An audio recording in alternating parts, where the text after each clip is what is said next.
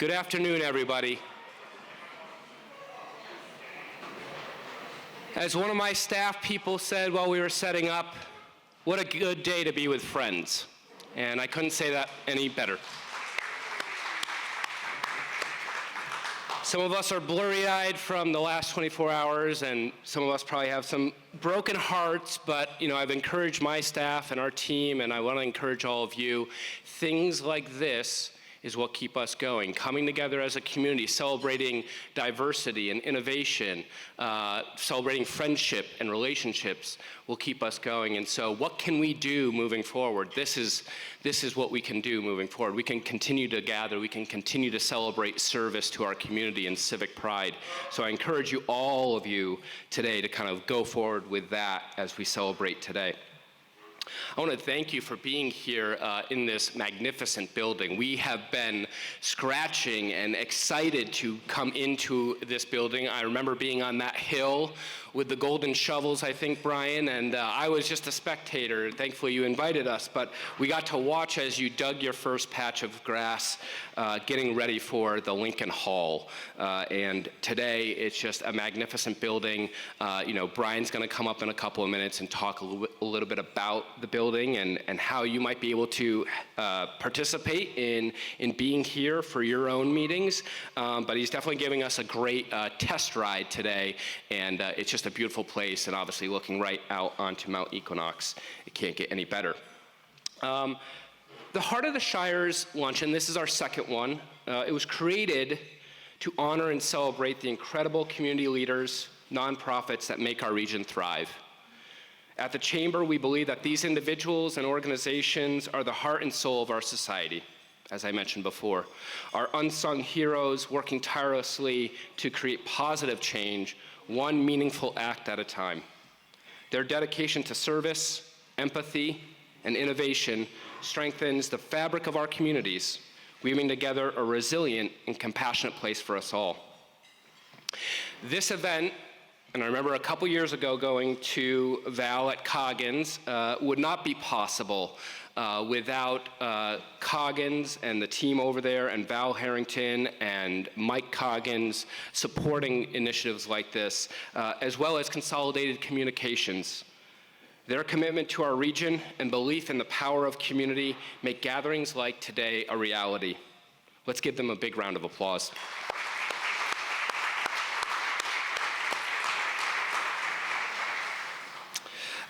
Please start to eat. This part of the show, it's kind of like dine and entertainment. You guys can just eat, and we'll entertain you for the next hour. But as you eat, let's give a big thank you and another round of applause to Pangea for providing this great lunch today.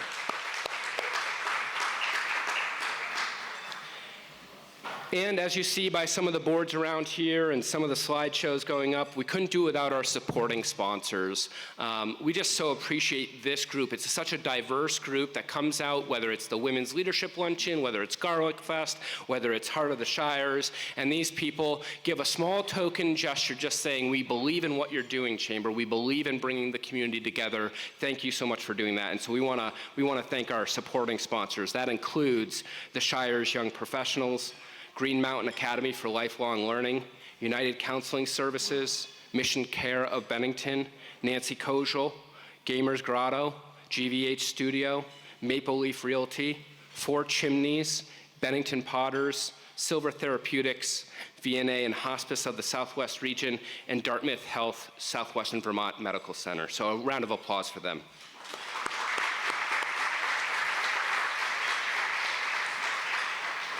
And I swear, we're getting to the end of some of the people we need to highlight here. A special thank you, though, to the Bennington Banner and Manchester Journal. Ahmed Sue, give us a wave there. Thank you guys, as well as GNAT-TV for coverage today. And those beautiful pieces you see here, she does an amazing job every time Michaela calls her up. We want to thank Mary and Abuela's Plant Boutique and Floral Design Studio. So thank you to her.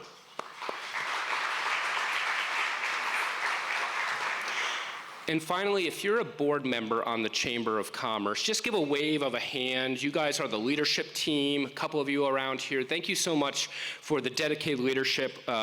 At our annual meeting in January of next year, we'll unveil a pretty ambitious 2027 plan. This crew, this group, this leadership team has been working on for the last year, and we're very excited to kind of roll that out in the next 3 years, so stay tuned.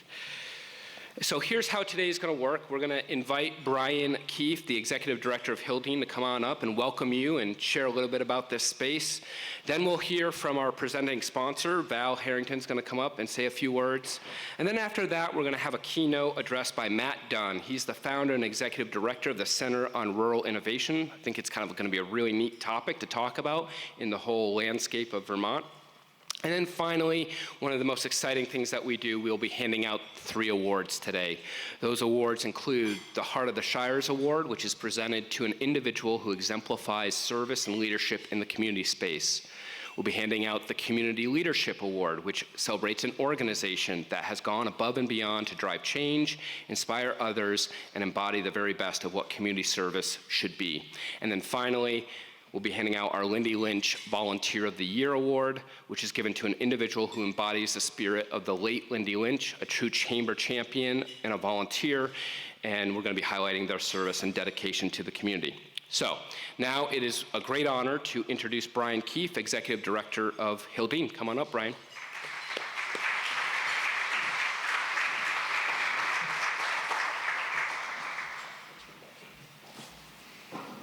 Thank you, Matt, and thank you for choosing Hildene for this signature event. Welcome, everyone, to Hildene, the Lincoln family home, where we honor the Lincoln family by preserving this home and this land for the enjoyment of all, and by leveraging the Lincoln family virtues in all we do. My name is Brian Keefe. I'm president of Hildene. I see many familiar faces here, a lot of new faces. For those of you new to Hildene, I would like to briefly touch on some of the things we do here. And we do a lot here, from education programming for people of all ages, including through our school programs, our summer camps, and our partnership with Burton Academy, where we host the high school students in a modern classroom down in our Dean. At Hildene, we convey the story of American history and the Lincoln family to our guests. We protect and preserve important historic structures. We maintain historic formal gardens and pollinator sanctuaries. We model land conservation and agricultural operations, and we engage in civic discourse through, among other things, the story of the Pullman Railcar Company and the Pullman Porters, who played an integral part of the civil rights movement in America. For those of you who've not been across our campus, I invite you to come back and enjoy all the grounds, and in particular, the Pullman Railcar that's a short walk away from here, and it's quite a story down there. And welcome to this facility, Lincoln Hall, our new 4-season event facility that enables us to expand our mission of living the Lincoln legacy to even broader audience. Please consider Lincoln Hall as a venue for your organization's events. We're eager to host you not merely as a venue, but also as an opportunity to engage your organization to connect with our mission through the various venues here and the themes that are connected across our 412-acre campus. For those of you who want more information about that, you can see me. I don't see Teresa here, but I see Nan and Christine here. So please reach out to any of us for opportunities to come back here and feature your organization at Lincoln Hall. Finally, I'd like to thank Doug Knath of Equinox Audio Visual, who's providing the audio and visual support for this event. Thank you, Doug. We greatly appreciate it. And again, thank you all for being here, and we look forward to hearing from and learning from our guest speaker. So thank you very much. Thank you, Matt.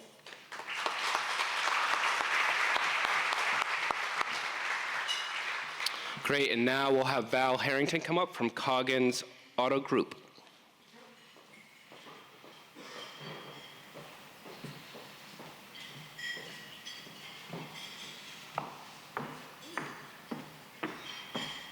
Hello. All right, good afternoon, everyone. It's an honor to be here at the second annual Heart of the Shires Luncheon on behalf of the Coggins Auto Group. We are thrilled to co-sponsor this wonderful event alongside Consolidated Communications and our partnership with the Southwestern Vermont Chamber. Today is a celebration of community, of coming together to recognize the incredible impact that individuals and organizations are making right here in the Shires. Over the past few years, I've had the privilege of witnessing this area grow in meaningful ways.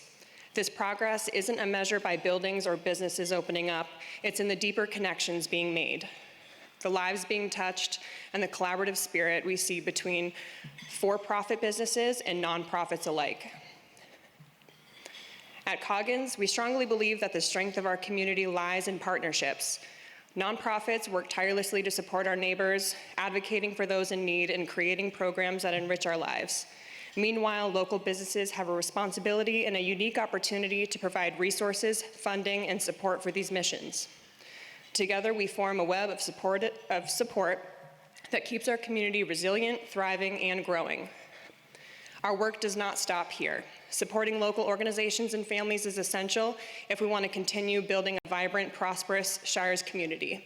When we invest in each other, we're investing in our shared future. By coming together, we have the chance to make a difference, not just today, but for generations to come. So let's celebrate the power of community, and let's continue to champion and uplift the people and organizations who are the heart of the Shires.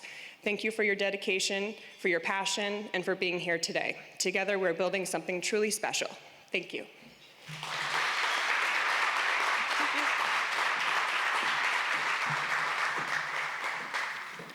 You may recognize that voice from the EQX commercials by Coggins. They do a terrific job. I love every time her and Scott and anybody else get on the EQX horn, so it's fun to listen to them. All right. Everybody doing well? Everybody doing good? You've had some good lunch? You're continuing? Great. So now I have the absolute honor. We've connected with Matt a few times just to get ready for this event. Matt Dunn is the founder and executive director of the Center on Rural Innovation, a national nonprofit committed to advancing economic prosperity in rural America through the creation of inclusive tech economy ecosystems that support a scalable entrepreneurship and tech job creation. A Vermont native and Brown University grad, Matt previously served 11 years in the state legislature, focusing on broadband policy and downtown redevelopment efforts, and was tapped by the Clinton administration in 1999 to lead the AmeriCorps Vista program.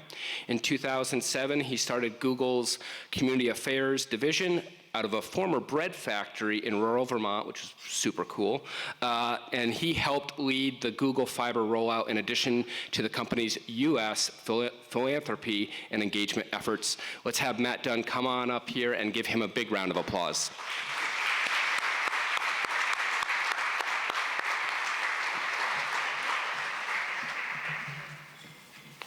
That for you.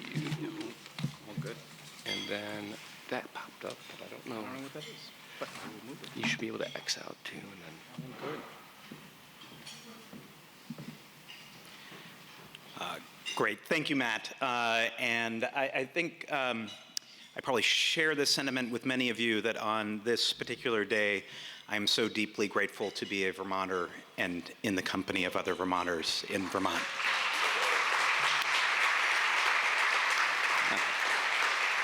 When you're in the business of making change, when the change you are envisioning doesn't necessarily come to pass, it's always important to be among friends, to get that resolve back, and to get back at it to make sure that you can move forward. So I am also delighted and inspired to be in this space, which I saw under construction a year ago, and in this place, which is so special and unique and beautiful. And I'm going to spend a little bit of time, as Matt and I were talking about what would be useful. I'm going to talk about the Center on Rural Innovation, which is a social enterprise that I founded almost 7 years ago today. And I'm going to then also spend some time talking about the theory of change behind it. How are we looking at a nonprofit economic empowerment organization a little bit differently?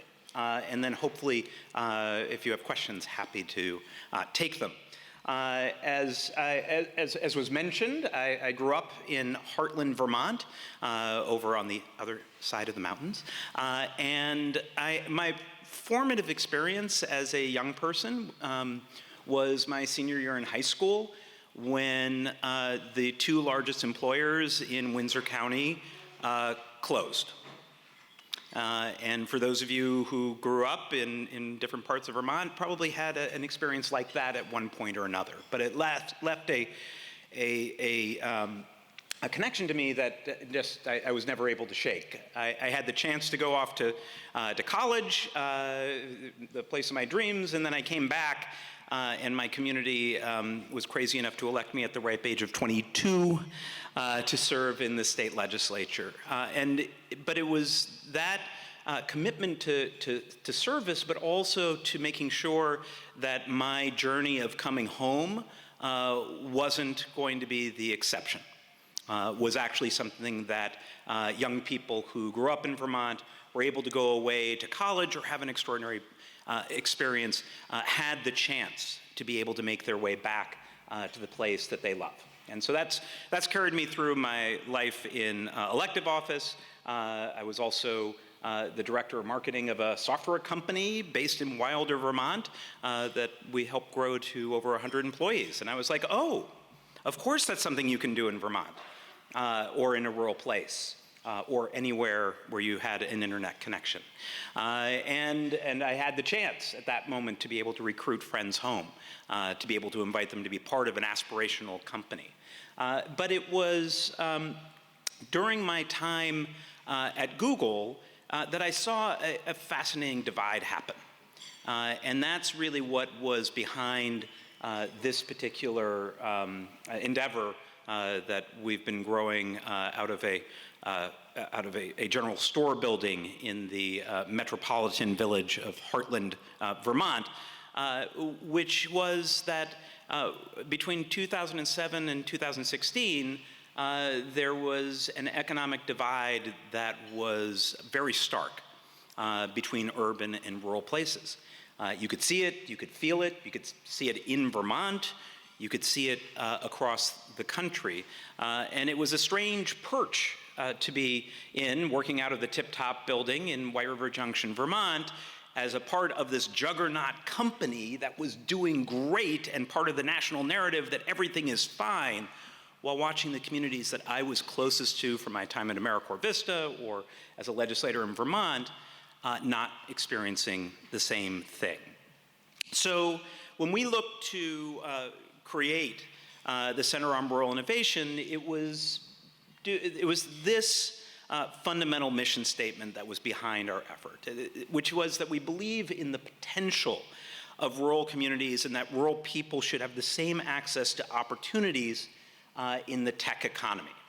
And now the tech economy piece is usually what gets people surprised. They're like, wait, that seems very specific. But there's a reason why we focus on that area. This is the chart that got us started and the representation of the divide that I mentioned. And this is a divide that has not been seen in 100 years. And so starting in 2008 with the Great Recession, all places in the US fell. Rural fell further, but it was the unequal recovery that was so pronounced. Urban places came roaring back, rural not so much, that even in January of 2020, before the pandemic hit, not even half of all rural counties had gotten back to their pre-2008 level. Pandemic hit, everyone fell again, but the recovery again has not been equal, and we're concerned that that divide will continue to grow. So the question then becomes, why? Why did that happen at that particular point in time? And there are really three drivers to it. The first is automation and the winners and losers of the tech economy. The jobs that were created after 2008 were almost exclusively in urban places, and they were almost exclusively with tradable service jobs, not tradable goods jobs. So it was in finance, it was in consulting, and it was in technology. And that technology boom that happened after 2008 created millions and millions of jobs, and it removed millions and millions of jobs. The only problem was it almost exclusively created them in urban places, and it almost exclusively removed them in rural. The second thing was globalization that was facilitated by technology. So the ability to use the internet to do rapid prototyping with a manufacturer anywhere in the world meant that, that companies that were creating new intellectual property or new goods and services didn't look to lower labor cost rural places to be able to do that manufacturing. They were able to look anywhere in the globe, and they did. And the third was the decline of entrepreneurship in the 20 years prior to the 2008 recession. It was pronounced, unprecedented, and particularly acute in rural places. And the problem is that when you have an economic shock like 2008, some things, just naturally happen, which is that companies that are not able to compete in the new environment disappear. They go away. But if you don't have the farm team of new businesses led by people with new ideas to be able to come in that wake, then you end up having mass consolidation or dependency on national companies that are going to be coming into what used to be locally owned small businesses, and you don't have the new employers that are able to come in the wake to be able to replace those jobs and enterprises that disappear. So with this focus on tech and entrepreneurship, we come to our North Star as an organization. Because this is really at the core of the difference between urban and rural places since 2008, which is where there are technology jobs. And so rural America currently represents 12% of our nation's workforce. By the way, that's down from 15% only 8 years ago. But it also only accounts for 5% of the computer and math jobs. And we believe that if you're going to get back to an equilibrium in today's economy, you need to get that 5% up to 12%. It doesn't mean that all rural jobs need to be tech or all tech jobs need to be in rural. It just needs to be a piece of that mix. And the reason that we focused on computer and math jobs, even though those aren't the only jobs that come out of technology companies or innovation-based companies, it's because when those computer and math jobs are in a location, the resilience of that entity staying in that location goes up. They also represent the highest paying jobs and the ones that are going to be the most resilient in the face of automation moving forward. So that's how we focus our time. As I mentioned, the technology jobs that are represented in these that we're measuring pay better and have more pathways, interestingly, from non-traditional education journeys that individuals have. It's been proven over and over again that folks who may not have done well in a traditional secondary education environment may have an aptitude for these kinds of computer and math or cybersecurity or IT specialist work and can find other pathways to be able to get there. In addition, there is a multiplier effect unlike any other type of job where when you have a computer and math job in a place, there are 3 to 5 new other jobs that come along with it. I am not a programmer. You do not want me coding for anything that you're going to do, but I was the beneficiary of there being a software development company in Wilder, Vermont, and they needed a marketing director to help them get their brilliant ideas all over the world. And so that spin-off effect and that multiplier effect is significant. And it's continuing to grow, and it's expected those jobs to increase by 3 times as fast as other sectors. So we firmly believe that there is an opportunity for a new era of prosperity in rural places that can be fueled by tech in the era of innovation. Now this it looks a lot, for those of you who have had to endure management consulting, it looks like a management consulting slide because it was created by a management consultant. But it is the way that we think about the kind of programmatic activity that we use to be able to work with a community who wants to start down this journey. And we start with what we consider the infrastructure basics. You got to have broadband, right? That's sort of table stakes. It is not the be-all and end-all, but if you don't have it, it's really hard to make the case that you can have an innovation company in your community. On the bottom, there's places and spaces. And even in the world of remote work, those matter. The ability to have a co-work space or an innovation hub or something where individuals can come together, where you can have those virtuous collisions over coffee or a meetup or a speaker who's coming to talk about the latest in blockchain technology or whatever else. And so that physical thing is important for these efforts to succeed. And then there's leadership, which we also consider infrastructure. It is not a program. It is something that's built over time. It's cultivated and supported, and is an important part of that to make sure that there is someone who's willing to drive this work. There are then the programmatic aspects that include the tech talent development pipeline, and making sure that you're reaching out to both the employers of technologists who may not be tech companies, right? Maybe your hospitals, your banks, otherwise, who might be outsourcing all their tech to big cities because they think that's the only place they can find someone who can do that work. But actually connecting them to the potential of hiring folks locally, and then providing the training programs to allow people to enter into those jobs and beyond. And then there's supporting startups, companies that can attract venture capital and scale quickly through tech accelerator programs and other kinds of activities that can allow them to get from idea and maybe product market fit to actually being able to start an enterprise that is investable. There's the investment part itself, which is the kind of capital that will invest in, high risk companies that don't have depreciable assets you can put a lien against, because it's usually the ideas and the work that's being done. And then it's doing this in an inclusive way. Not only is that the right thing to do, it's the best thing to do if you're endeavoring to create a software or innovation product, because that is a creative medium. If you don't have everyone at the table, you are losing out on perspectives that allow that to be the best possible product. And in rural places, you need everybody. Right? If the knock on rural places is that there's not a huge population to pull from, if you are just defaulting to what people think of as the white dude in a hoodie being involved in tech, you are missing, you're just not going to be successful. And in fact, we find in rural places much more inclusivity, perhaps through necessity, also probably because they haven't had baked in that preconceived notion. And then the outcomes are quality tech employment and wealth creation via those startups.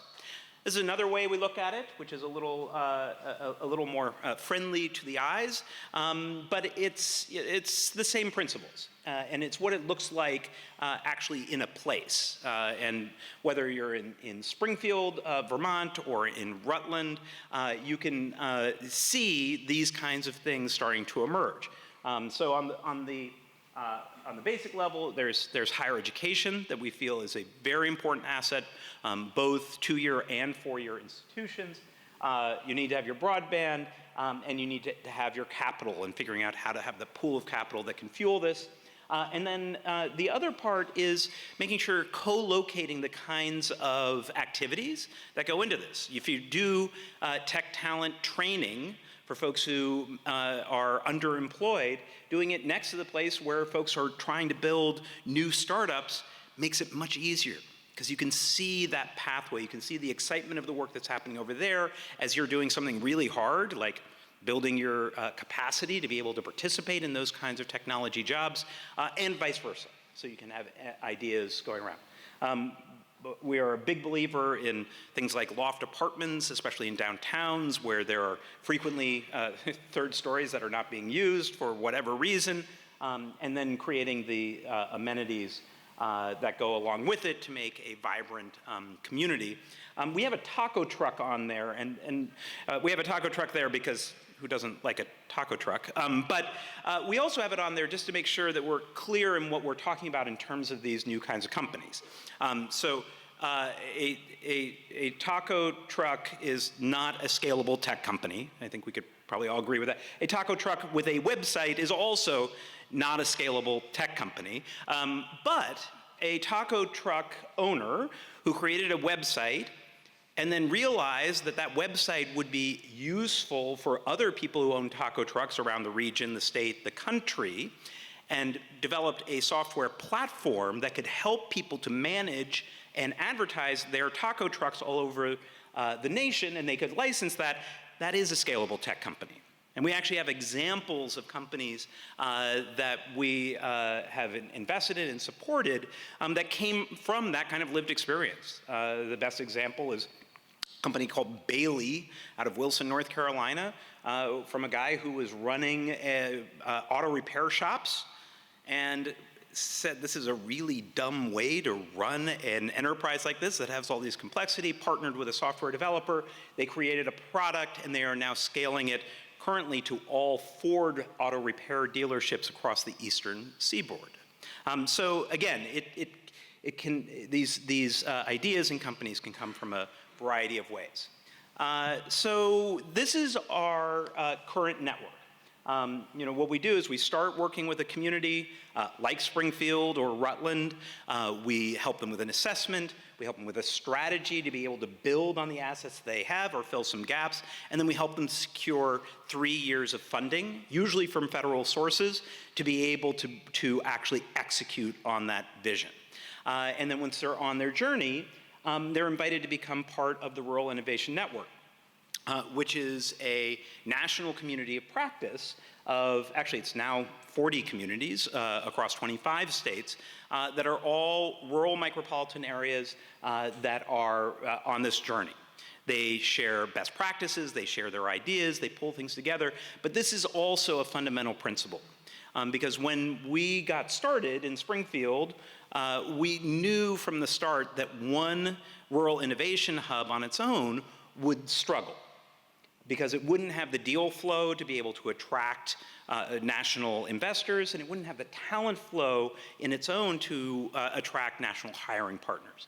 But if you created a collective, a consortium of multiple, dozens of these communities, then you could get network value.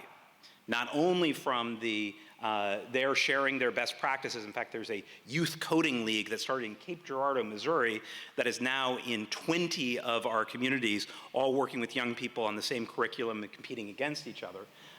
But also in making sure that they can bounce ideas off of each other, understand what other grant or funding opportunities are coming about, and they actually share successful grant applications they've done, because they're like, all right, we got these resources, you should be applying for them as well. The communities that we look for, because people ask about this, are communities that are between 5 and 50,000 in population and are not a suburb. They're under the umbrella of micropolitan areas. When I'm usually with a urban audience, they say, oh my God, how can you work with someplace that's small? When I'm with a rural audience, they go, oh, you're only focused on the big cities. So somewhere in between, but that is the standard. We do look for broadband to be in place.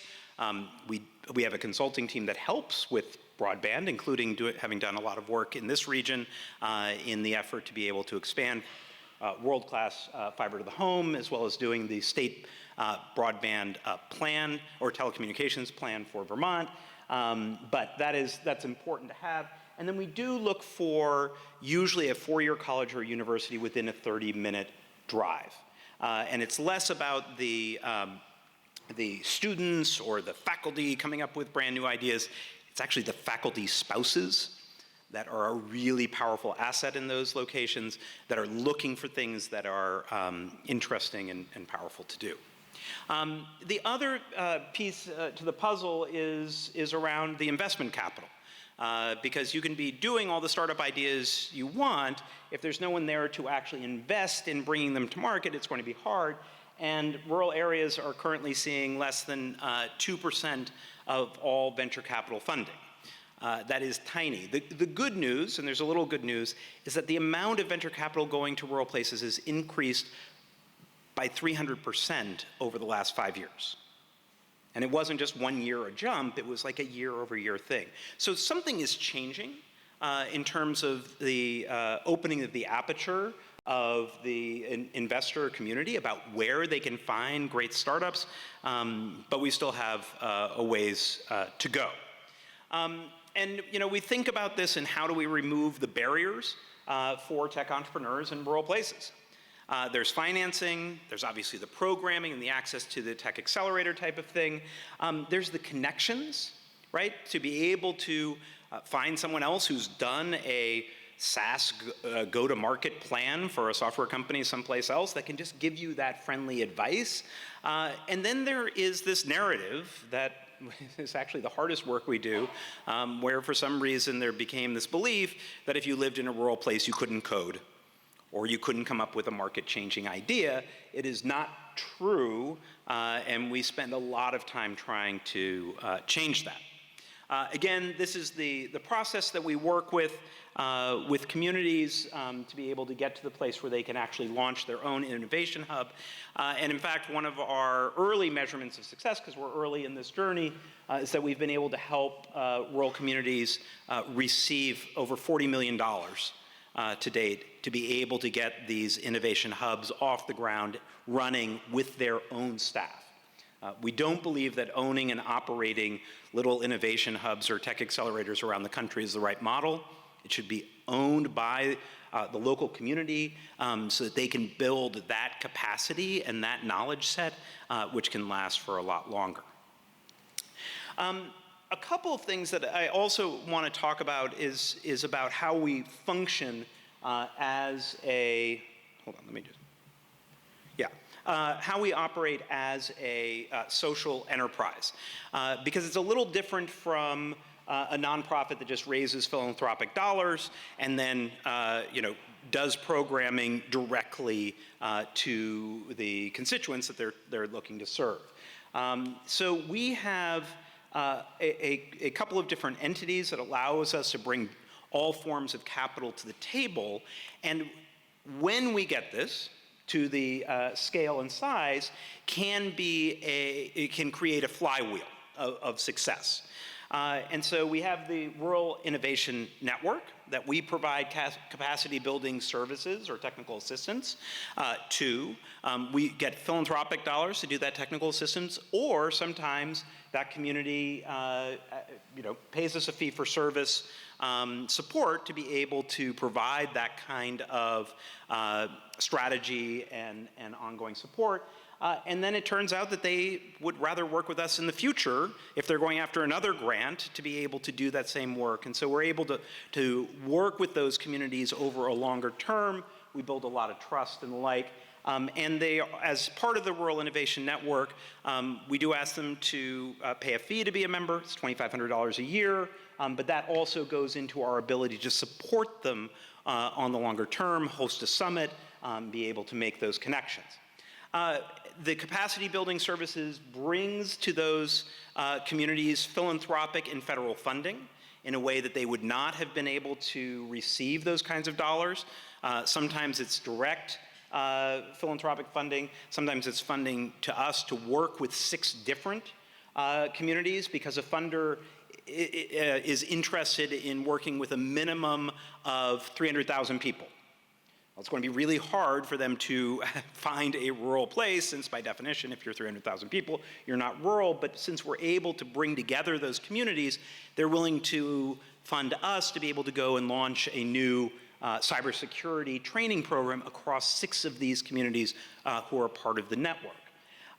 All of this work then leads to more startups that are coming out of the enterprise, and we actually have a seed fund that invests in those startups.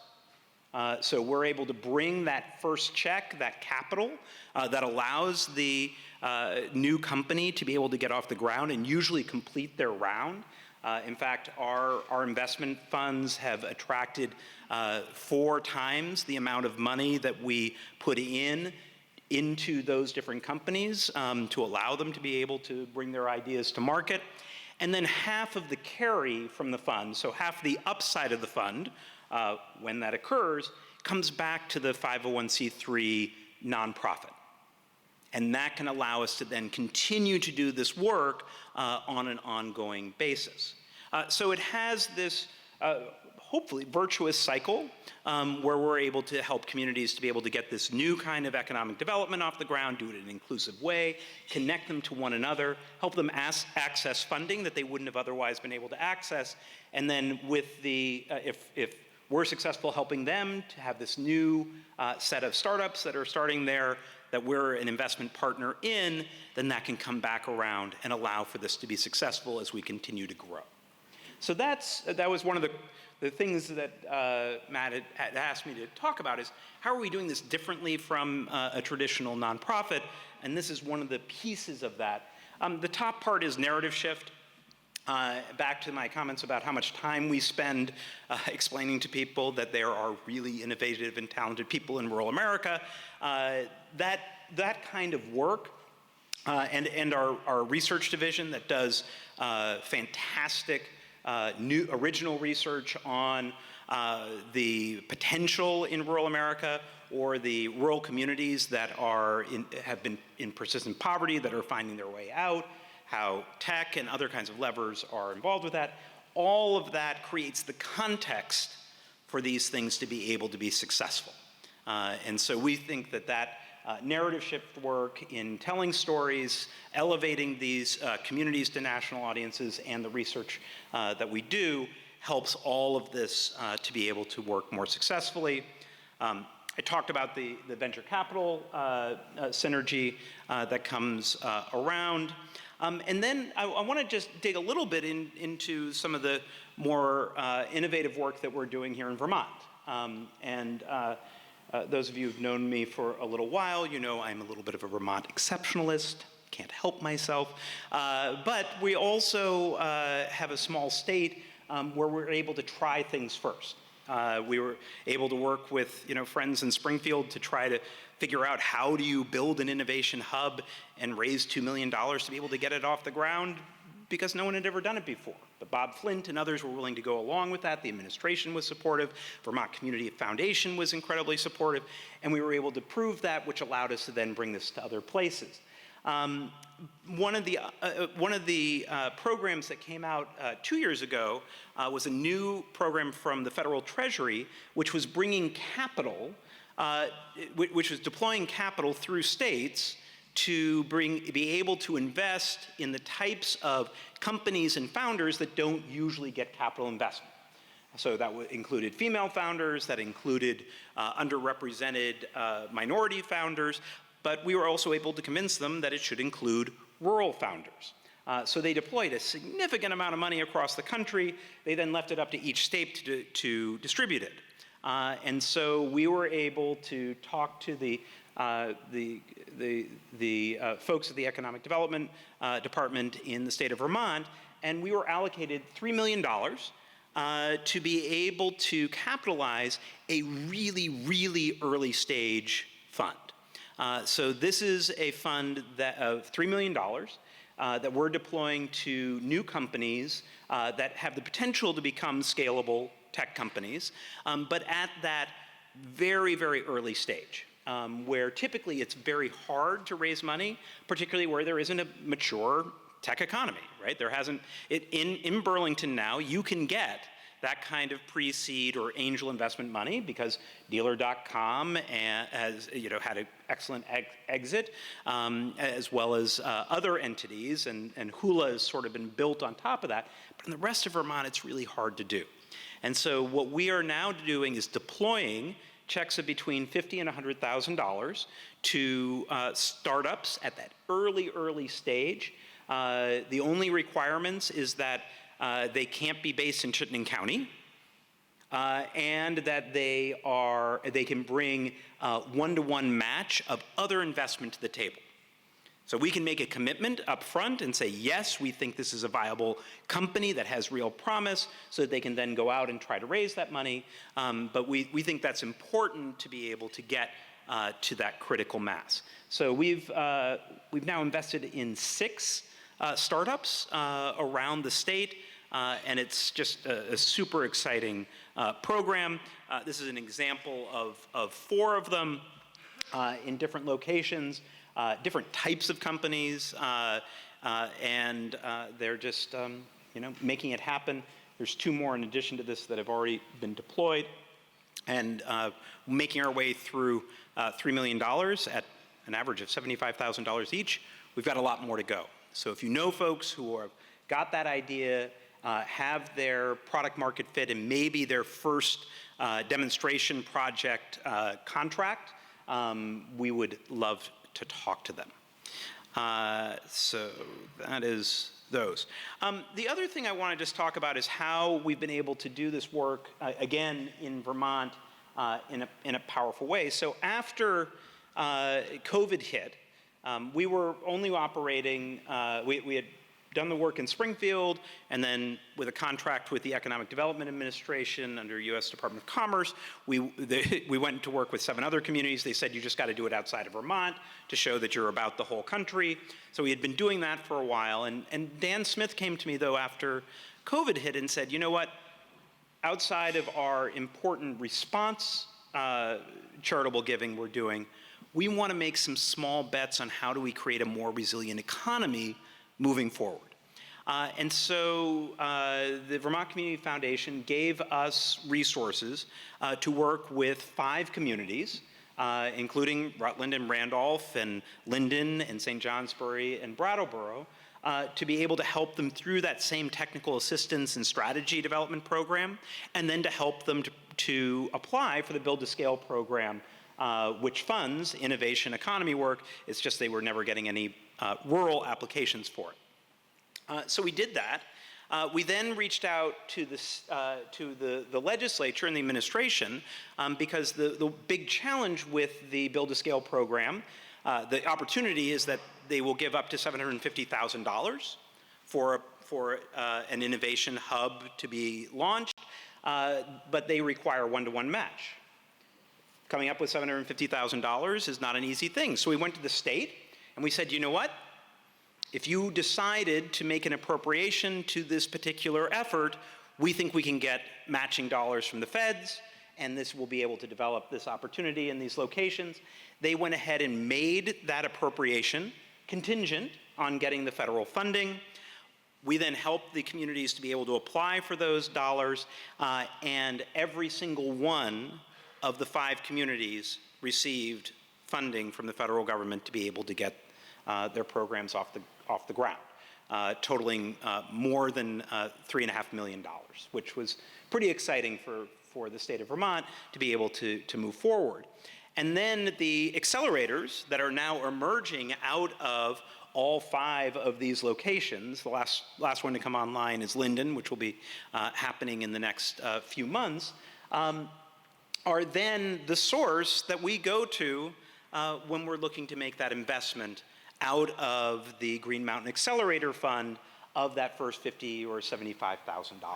And then eventually, hopefully, to be able to be invested in by our seed fund or Fresh Tracks or other investment venture capital entities that have emerged in Vermont that unfortunately make most of their investment in Chittenden County because that's where the companies are forming, but they are excited. They're really excited to be able to look outside of there for new companies that are ready to emerge.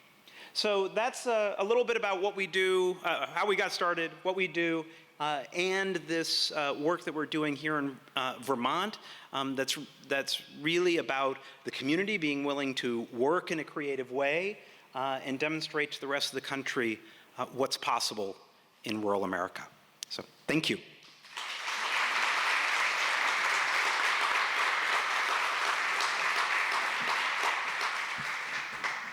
Yeah.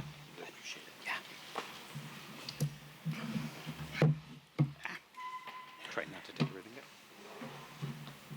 I'm sure Matt would love to answer any questions, so as we wrap up today's session, go over, make sure you hound him. He may have to run, but please, you have his email. We can always pass that out for you as well. And if you can catch his ear, please ask him questions.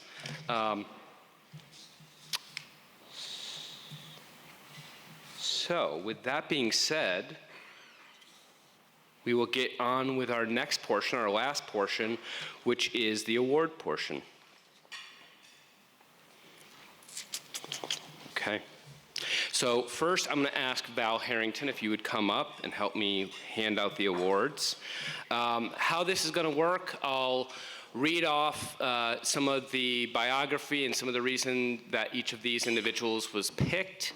I would ask those people to come up.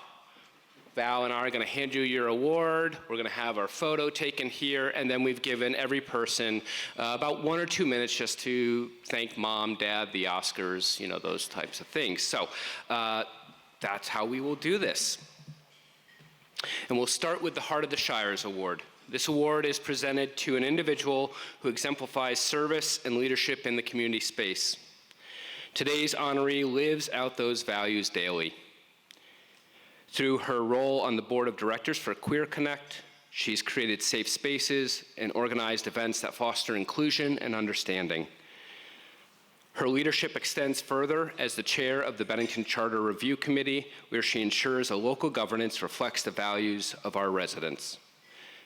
Beyond formal roles, she's a constant presence in our community, volunteering at events like Garlic Fest and Garlic Town, engaging in the arts, and advocating for marginalized voices.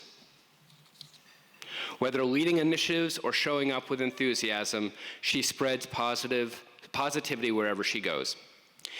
In the words of our late friend, Jim Veras, he said, "What sets Jackie apart is her unwavering commitment to the principles of equality, fairness, and community service.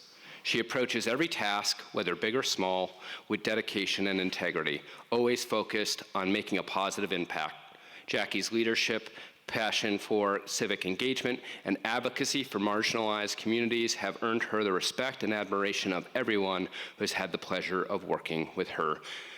We couldn't have said it any better, Jim. It's our honor to present the 2024 Heart of the Shires Award to Jacqueline Matz.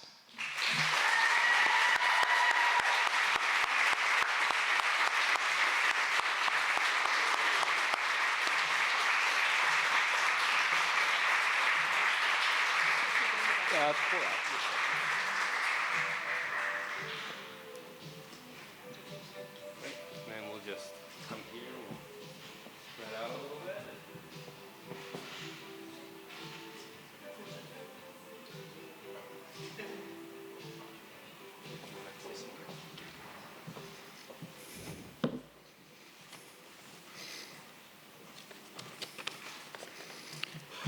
Thank you. Thank you so much for this honor, especially to the late Jim Vyers for nominating me, and to the committee who had to select from so many accomplished community leaders.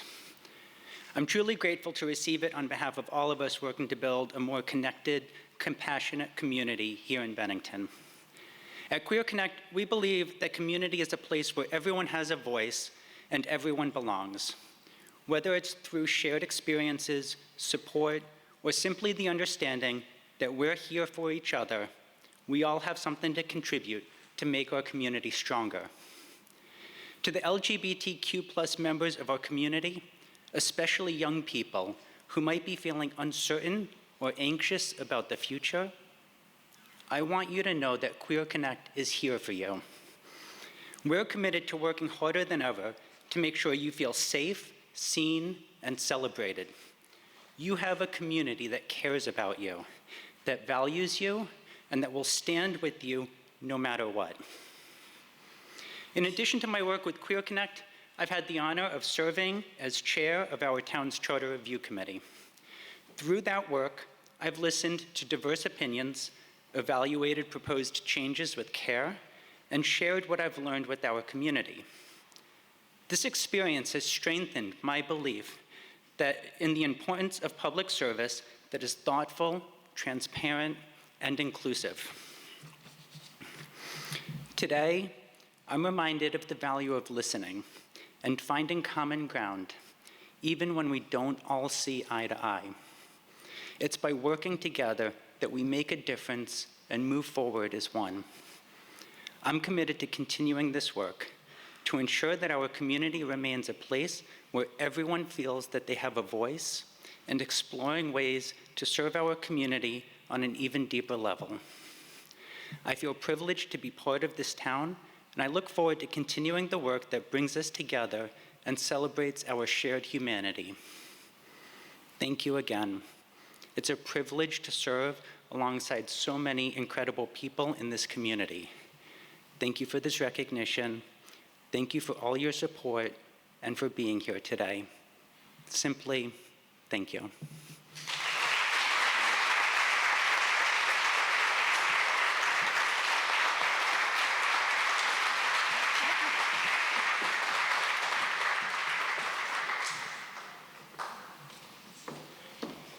Great.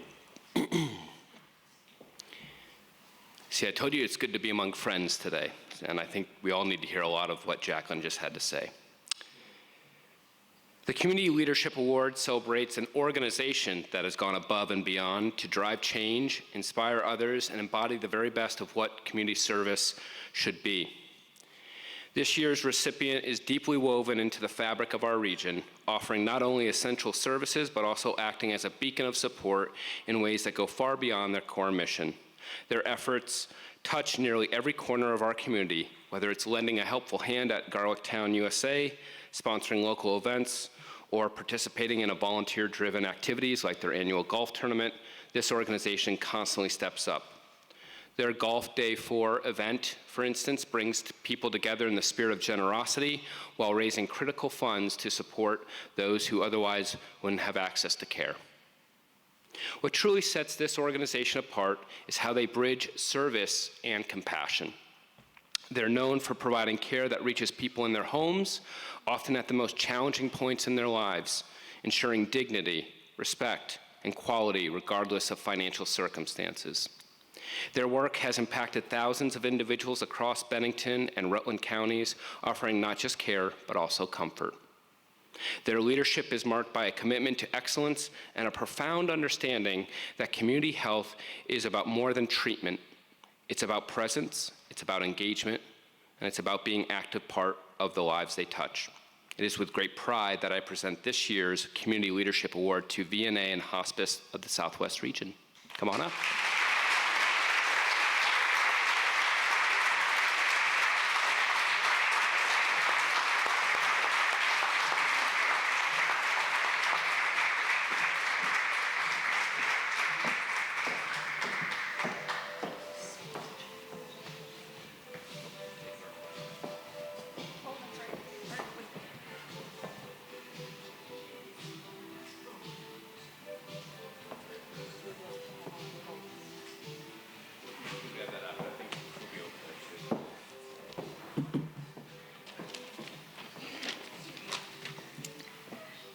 I am deeply honored to accept the Community Leadership Award on behalf of our agency, the VNA and Hospice of the Southwest region, at this wonderful Heart of the Shires luncheon. Our heartfelt thanks to the Southwestern Chamber of Commerce for hosting this meaningful event. It is a great time of year to come together, reflect on the year we've had, and celebrate the strength of our community. This recognition is a testament to the collective dedication of our incredible team. Without their drive, expertise, and compassion, our agency would not be able to provide the exceptional care that we offer to patients in their homes every day. Receiving this award during National Home Care and Hospice Month makes it even more meaningful, a time when we celebrate the essential work our staff does to care for some of the most vulnerable members of our community. Since 1946, our nonprofit agency has been rooted in Vermont, or in Rutland, and we've since expanded to Bennington and Franklin counties. At our core, our mission is simple: family helping family, neighbor caring for neighbor. This isn't just a tagline, it's our guiding principle. The work we do is unique and requires not only specialized skill, but also deep empathy. We care for at-risk children, the elderly, those living with chronic illnesses, people facing the end of life, and many others in between. It truly takes a village to provide quality care at home, from our dedicated administrative staff ensuring smooth operations, to our compassionate field staff who deliver essential care, and to the supportive leadership team who guide us. Together, we make it possible to deliver the level of care our patients deserve. But none of this would be possible without the incredible support of this community. You've welcomed us into your lives and homes, creating a network of care that uplifts and strengthens us all. Your trust and partnership empower us to truly make a difference, one family at a time. Your support is invaluable. Thank you again to the Southwestern Chamber of Commerce for this honor, and to all of you for believing in our mission and helping us serve those who need it most.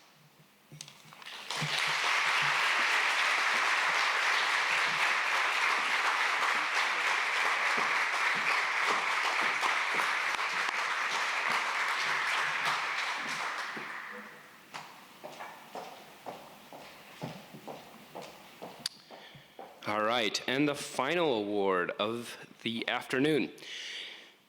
The Lindy Lynch Volunteer of the Year Award is given to an individual who embodies the spirit of the late Lindy Lynch, a true chamber champion and volunteer in their services and dedication to the community.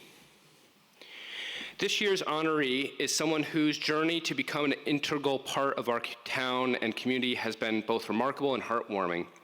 Originally from India, she came to Bennington to pursue her professional career as an architect. But what truly makes her story special is not just what she does in her professional life, but how she has embraced our community through volunteerism. I first met this individual rather in a unique circumstances. At one of her company gatherings, she volunteered to help me flip burgers, a task she had never attempted before. She wanted to learn when and how to flip the burger, study the proper technique of the burger, the timing and structural integrity of the burgers. She wanted to know all about it. But that's just who she is, always up for trying new things, contributing where needed, and diving in with enthusiasm. Her journey as a volunteer with the Chamber started during the 2023 Garlic Town Festival, where she initially took on guest relation duties. Now, for anybody, that's as fancy as the term gets, because basically she was cleaning tables, cleaning out trash bins, and she was even cleaning some of the porta potties. Yet by the end of the day, she had naturally stepped into a leadership role, guiding the team with wit and energy. And despite the hard work, she was back the next day, hauling some of the heaviest equipment with a smile. So impressed were we by her dedication and skill that we invited her to serve as the Garlic Town Architect Captain, working alongside Mike Baker, the event's visionary planner for over 15 years. She took on the challenge with professionalism, creativity, and good humor, making a lasting impression to all of us. And in true fashion, after all of her contribution to the event's design and execution, and it was a doozy this year, she stayed on to help with cleanup, ensuring everything was in order for the next year's gathering. Since then, her volunteerism has grown. She continues to lend her time and talent to festivals and events across Bennington County, becoming a familiar and cherished presence at each one. From a world away, she has truly become a daughter of Bennington, a sister to me, and a friend to all. Personally, I always think of this award. There was always something we wanted to do with Lindy Lynch as she passed away a few years ago, and creating this award just made sense. But I always think if Lindy Lynch were sitting here today with her determining eye, red event staff jacket, clipboard in hand, who would she say passes the test? And I have no doubt to say that Anali Patel, you have passed the test. Come on up.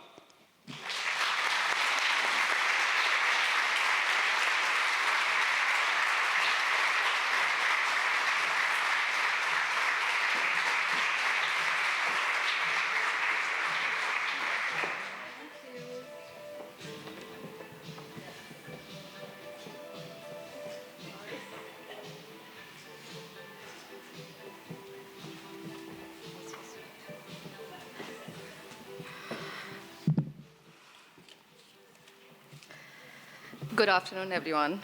I would like to thank the Chamber for recognizing me with such an honor. I am beyond grateful for their hospitality, trust, and making me feel so welcomed. I want to give a special thanks to Kelly Clark Harrington for mentoring me and demonstrating what a sincere leader and volunteer looks like. And last, to my team at Centerline for supporting me today and always. I love you all. And I'm excited and committing and helping in future events. Thank you.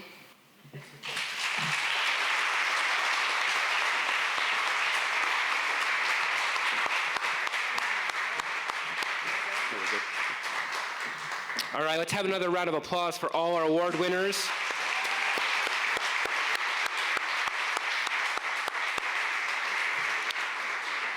I'll encourage award winners as we kind of wrap up here, head over to the back. I know our photographer wants to take some pictures with all of you, maybe with some of our staff. And then I know many of you have companies here today, as Anali pointed out, supporting you. So absolutely, we'll grab some photos with your company and we'll make sure that we send those along. So with that, it goes quick, everybody.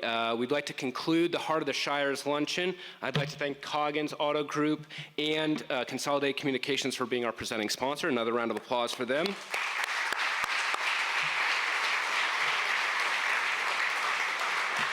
Our host, Hildine, and as Brian encouraged you, make sure you go over and talk to him if you ever want to use this space. It's just a gorgeous space, so a round of applause for Hildine and Hildine's staff, an amazing staff.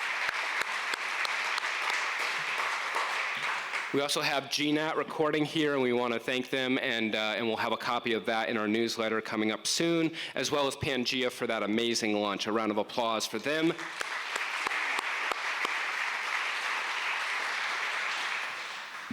And our supporting sponsors as well.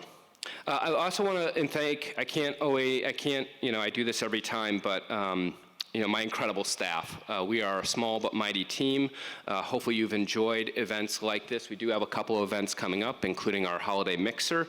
But Michaela, you do it every year. You step your game up every year from one event to the next, and we couldn't do it without you. You've turned my sketches and our harebrained ideas into real magic. So a round of applause for Michaela.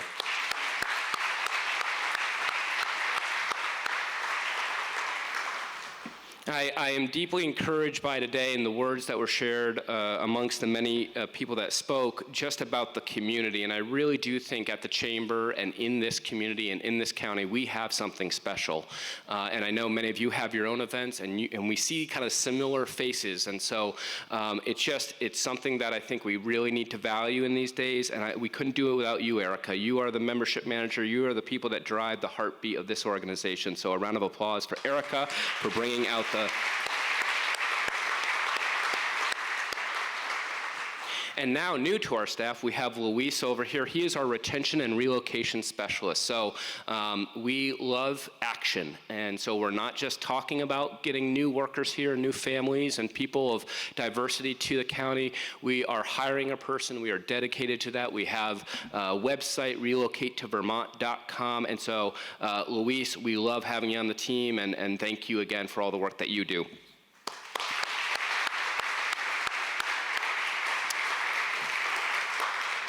Finally, thank you to all of you, you community leaders that inspire all of us. We hope you leave feeling encouraged and inspired. Please stay. It's open. The lemonade and iced tea bar is open. Please stay, connect, and continue to build meaningful relationships. Thank you, everybody.